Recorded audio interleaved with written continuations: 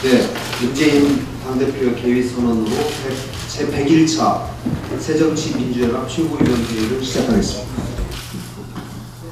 제101차 최고위원회의를 시작합니다. 문재인 당대표의 발언이 있겠습니다.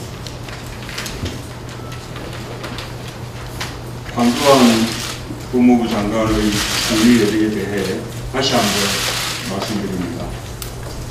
국민들의 바람은 수첩을 내려놓으라는 것이었는데 대통령은 이번에도 수첩에서 벗어나지 못했습니다.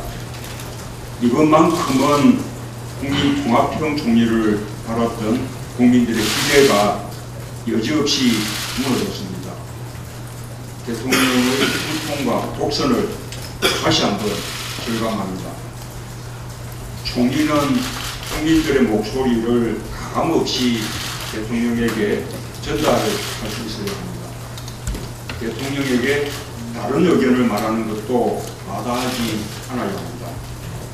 황교안 예정자는 법무부 장관을 하는 내내 국민의 목소리가 아니라 대통령의 말만 들은 예스맨이었습니다. 국민들은 소통을 요구하는데 대통령은 여전히 불통입니다.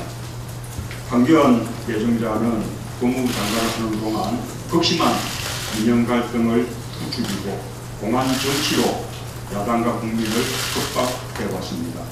대통령의 이번 총리 인사는 국민을 두 편으로 분열시키는 무국민 정치를 계속하겠다는 명백한 선전포고입니다. 대통령께서 국민 통합을 사실상 포기한 것으로 받아들입니다. 황 내정자는 야당에서 해임 건의안을 2번이나 냈던 사람입니다. 장관으로도 부적격인데 총리라니 어불성설입니다.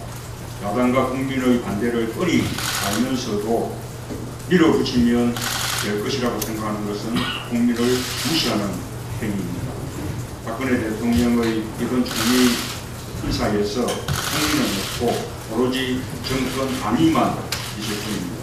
국민들은 거듭되는 인사 실패를 엄중히 경고해 왔습니다.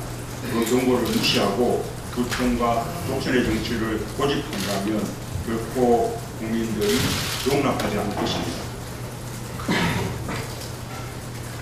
안기문 총장의 개성공단 방문이 무산되어 매우 안타깝습니다. 남북관계 개선의 촉매가 될 수 있을 것이라는 기대가 높았기 때문에 매우 아쉽습니다. 북한이 변덕스럽게 결정을 번복한 것은 참으로 유감입니다.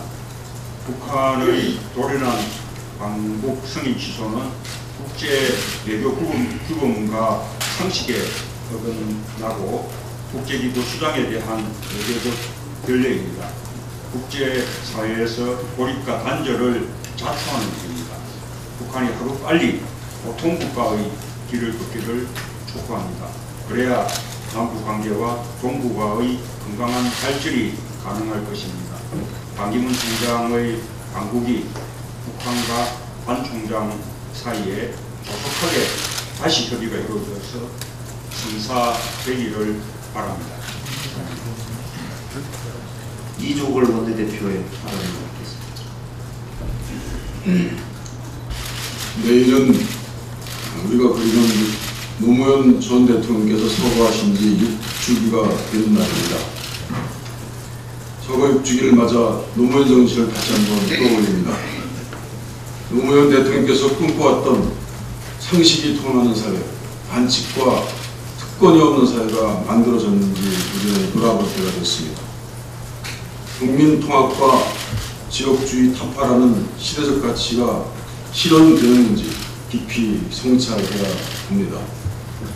저는 기득권을 내려놓는 특권 타파, 대의를 위한 자기연심, 사회 통합을 향한 끊임없는 열정이 노무현 정신이고 우리 당에 나아가야 할 방향이라고 생각합니다. 저는 지난 수요일 박근혜 대통령에게 국민이 원하는 총리상을 제시한 바 있습니다. 청렴하고 소통에 능하고 국민 여론의 대통령에게 가감없이 직언할 수 있는 총리가 되어야 한다고 말씀드렸습니다. 그러나 청와대는 황교안 법무부 장관을 국무총리 후보자로 지명했습니다.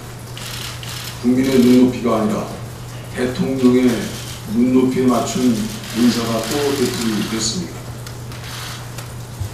황 후보자는 국정원 대선 개입 사건과 국제적인 망신을 초래한 간첩 조작 사건에도 깊숙이 개입돼 검찰의 정치적 중립성을 훼손했다는 평가가 있습니다. 4.19 민주화운동을 혼란, 5.16 군사쿠데타를 혁명으로 표현하는 역사관과 또한 병역 면제 의혹, 1년 5개월 동안 16억 원이라는 거액의 수임료로 인해 전관예우 의혹도 받고 있습니다.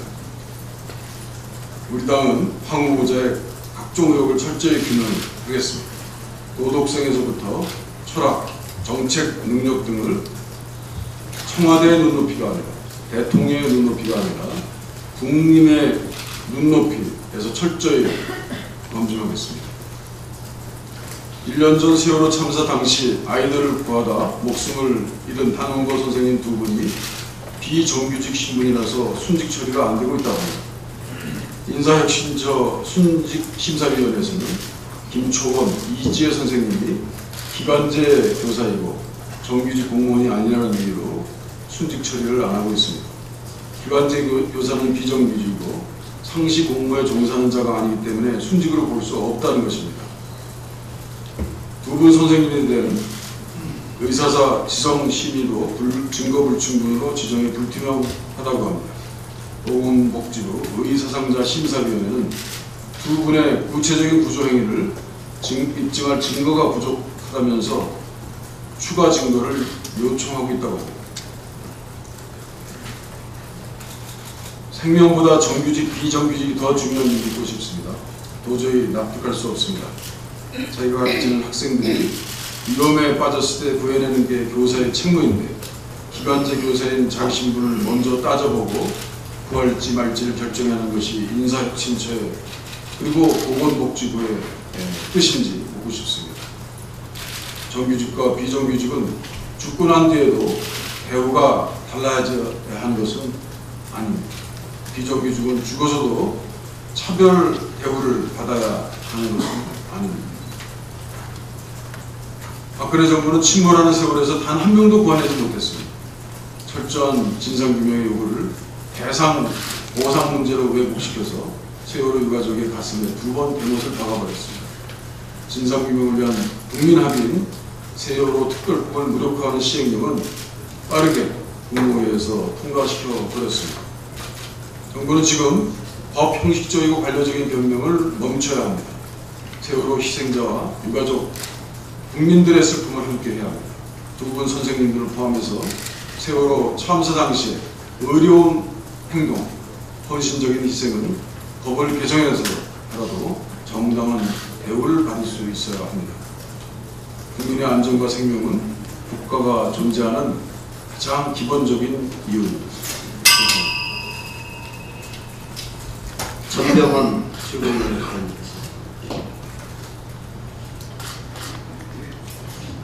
어떠한 상황이 되더라도 우리 당의 혁신에 대한 의지는 분명합니다. 국민과 당원의 눈높이에서 모든 기득권을 내려놓고 모든 것을 새롭게 만들어 가는데 최선을 다해야 할 것입니다. 그러나 당원과 국민의 눈으로 봤을 때 내부의 작은 차이로 혁신이 구성 자체가 이루어지지 못한다면 또는 지체된다면 국민들과 당원들이 우리 당에 기대는 작은 희망의 등불마저 짓밟는 짓이 될 수밖에 없을 것입니다. 우리 모두가 작은 차이를 넘어서 연대 책임의식을 가지고 혁신이 구성에 함께해야 할 것입니다. 모두가 혁신을 말하고 있습니다. 혁신을 부인하는 우리 당원 그리고 의원, 간부 아무도 없습니다. 그러나 지금 우리 당에게 요구되는 제1의 혁신 과제는 화합입니다. 화합과 단결은 우리 당의 악승을 혁파하기 위한 혁신의 처음이자 마지막이라는 점을 우리 모두가 공감할 때 비로소 혁신이 이루어질 수 있다고 생각합니다. 박근혜 대통령이 이완구 총리 사퇴 25일 만에 총리 인사를 돌고 돌아서 결국 수첩 회전문 공안 인사를 했습니다. 공안 총리를 통해 공안 통치 포고령을 선포한 셈입니다. 민생총리, 화합총리, 소통총리를 요구한 민심에 사실상 공안 전면전을 선언한 것입니다. 민생총리, 화합총리, 소통총리를 요구한 민심에 사실상 공안 전면전을 선언한 것입니다. 독재만큼이나 나쁜 통치가 공안 통치입니다. 민심과 야당이 거부할 수밖에 없는 분명한 이유인 것입니다. 마지막으로 메르스의 세 번째 환자가 발생했고 국민적 우려가 몹시 큽니다. 세 번째 감염자는 2차 감염자로 확인되었습니다. 같은 병실을 써서 2차 감염이 됐다는 것은 국민들이 확산성이나 정부의 안일한 대응에 대해서 심각한 걱정과 우려를 하지 않을 수가 없는 사안입니다. 질병관리본부가 보다 경각심을 가지고 국민들의 걱정이 없도록 면밀하고도 확실한 초기 대응에 노력할 것을 촉구합니다. 이와 같이 국민의 생명이 달린 안전과 보건에 대한 문제조차도 무능의 극치를 이룬다면 그야말로 국민적 심판을 면치 못할 것이라는 점을 분명히 경고합니다. 오영식 최고위원의 발언입니다.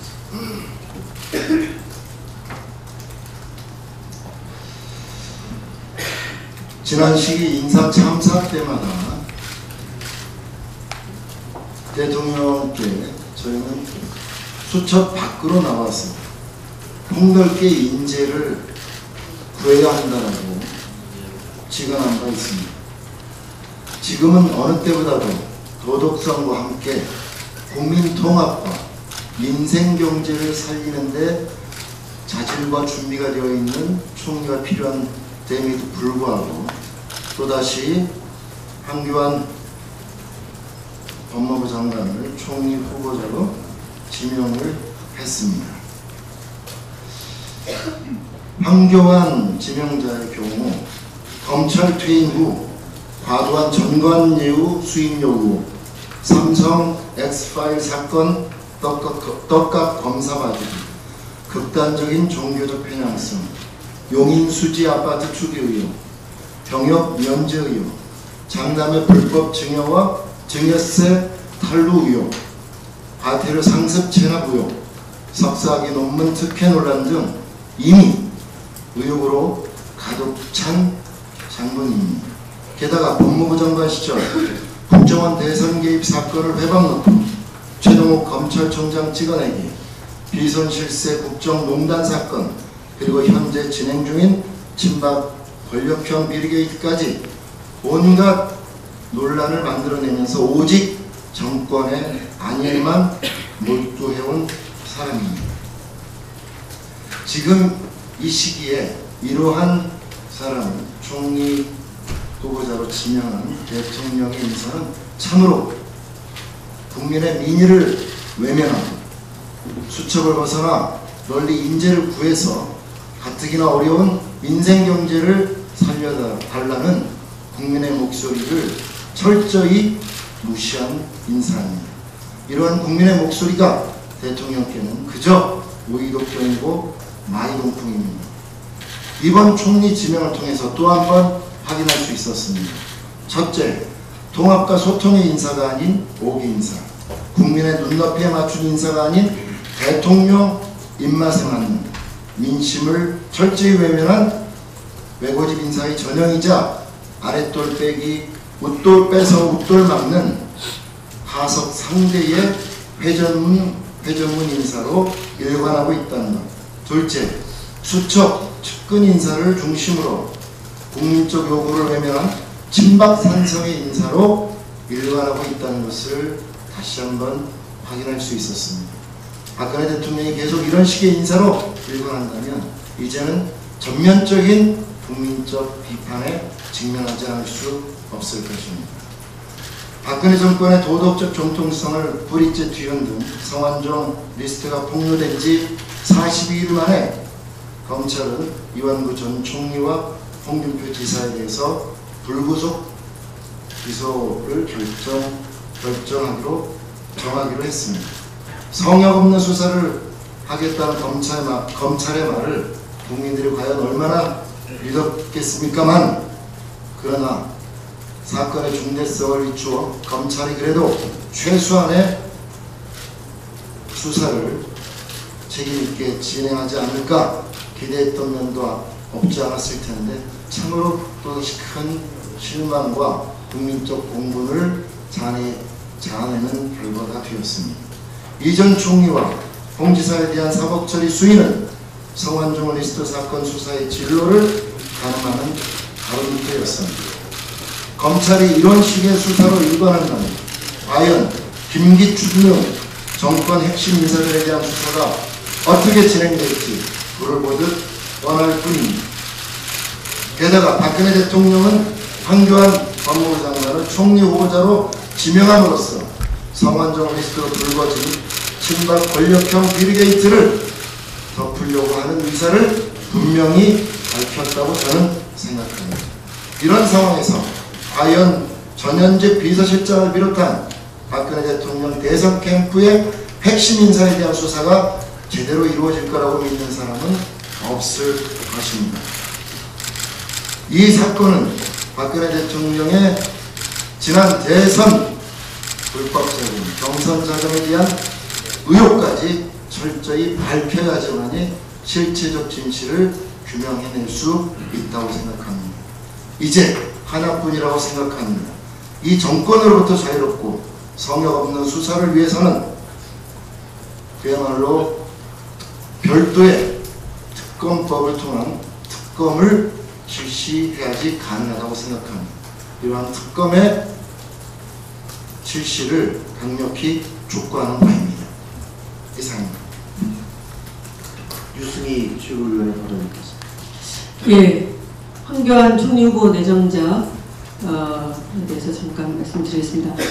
박근혜 정부 2년은 말 그대로 총리 잔혹사입니다. 박근혜 대통령이 선호하는 대독 총리, 의전 총리 다음에 공안 총리가 될 우려가 제기되고 있습니다.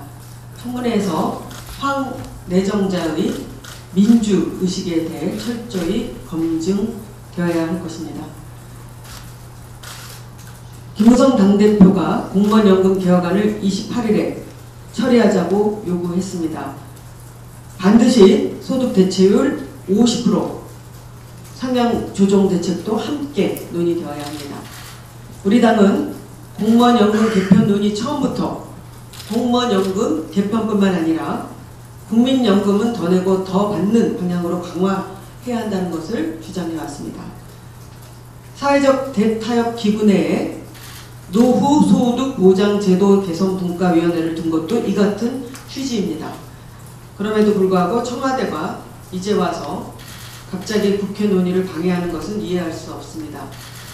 현재 노인 빈곤 문제를 해결하기 위해 기초연금을 또한 확대해야 할 것입니다. 2015년 4월 기초연금 수급률이 66.4%입니다. 서울 및 대도시의 경우는 50%를 약간 웃도는 수준입니다. 문영표 장관이 작년 국정감사에서 기초연금 실제 지급률이 70%가 되도록 맞춰 나가겠다 그렇게 얘기했습니다. 그런데 1월 66.4%입니다. 더구나 기초연금 지급 대상이면서 신청을 안 해서 받지 못하는 노인, 어르신이 24만 명이나 되는 것은 정부의 의지 문제입니다.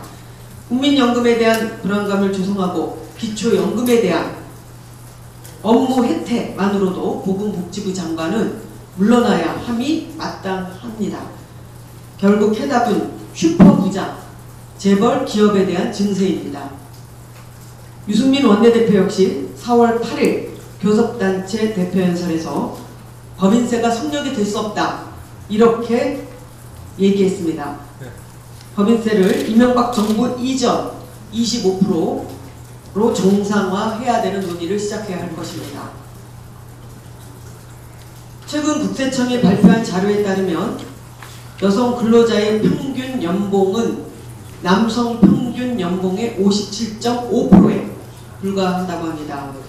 특히 남성과 여성의 임금 상승폭도 부익부 빈익빈으로 4년간 남성의 평균 연봉은 700만 원이 올랐으나 여자는 400만 원만 올랐다고 합니다. 10명 중 7명의 여성이 여전히 유리천정이 있다고 느낀다고 합니다. 여성 행복시대가 아니라 여성 불행시대입니다. 여성 대통령 시대에 여성의 삶이 나아진 것이 없습니다. 세계경제포럼이 발표하는 성격차 지수는 2014년 현재 142개국 중 117위로 최하위국입니다. 이명박 정부 이래 하락세이고 박근혜 정부에도 마찬가지입니다. 우리나라 여성경제활동 참가율도 62.8%로 OECD 고용 선진국 76.2%보다 13.4% 뒤지고 있습니다. 고용 예산은 지금 2004년도 이후에 2014년도 30배 정도 늘어났습니다.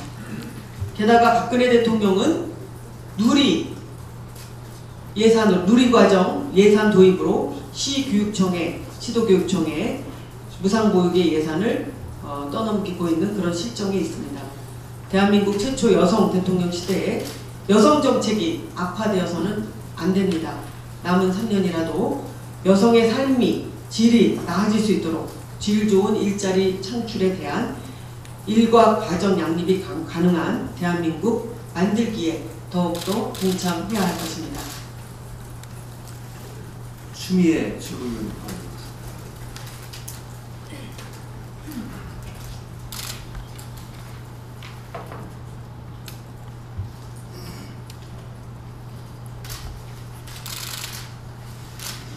새정치민주연합 당원들이 아직도 당명에 익숙하지 않습니다. 새정치를 제시해야 되고 민주적 가치를 살려온 민주당의 정통성을 개선해야 되고 분열을 지향해서 통합을 보여야 되는 것이 당 간판에 고스란히 담겨 있음에도 불구하고 우리 스스로 새정치와 역행하고 민주적 가치를 제대로 개선하지 못하고 있고 통합이 아니라 분열로 간다면 그 당명을 당원들에게 기억하라 하는 것은 우리 스스로의 모순일 것 같습니다. 이제 새정치민주연합 당 이미지를 조사한다면 계파정치와 끝없는 분열 이런 걸 연상하지 않을까 걱정이 많이 됩니다.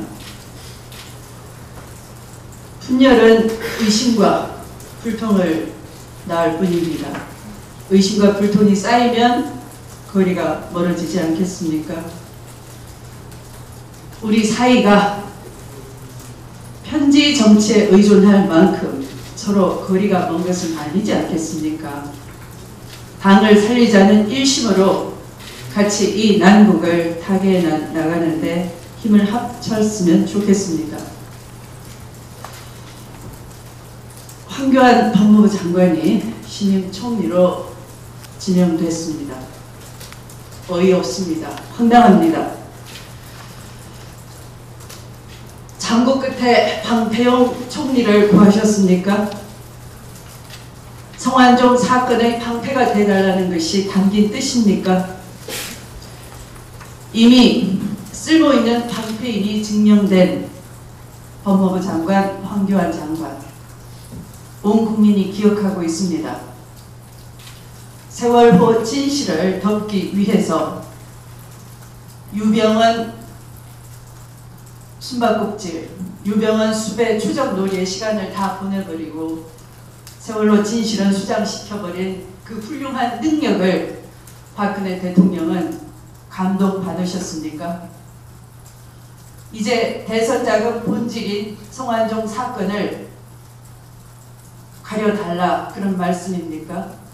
홍준표, 이완구 개인 비리로 슬쩍 잘 덮는 걸 보고 믿음이 그렇게 가시는 겁니까? 앞으로 남은 임기 동안 황교안 전 장관이 보여주었던 공안 공안통 주특기를 살려달라는 것입니까? 개혁을 명분으로 공공 부분을 몰아붙이고 노동 부분을 탄압하고 억압하겠다는 것을 예고하는 것입니까? 대통령께서는 지명자가 국정 철학에 대한 이해가 깊다 이렇게 언급을 하셨지만은 결국은 국민이 바라는 국무를 꿰뚫어서 대통령이 부족한 부분을 통과할 수 있는 책임 총리가 아닌 하청 총리, 한영 총리 그런 총리를 우리는 거부합니다. 말씀을 마치겠습니다. 이용덕 최고위원.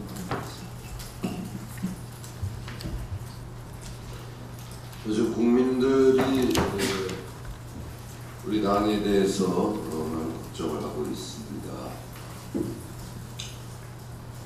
그런데 이쯤에 연일 언론에 대고 기자회견을 하고 인터뷰를 하는 우리 당의 원로 당내 중진 의원이 있습니다. 매우 못마땅합니다. 말로는 단합과 화합과 이런 얘기만 하면서 결국은 분열과 이 화합을 저해하고 분열을 조장하고 이러는 결과를 낳습니다. 그걸 모르겠습니까 본인이? 우리 당 내에 문이 닫혀 있습니까? 당 내에서 얼마든지 소통이 가능한 구조임에도 불구하고 언론에 대고 본인이 조장하면서 지도부에 문제인 양 연일 떠드는 사람이 있습니다. 자제해 주시기 바랍니다.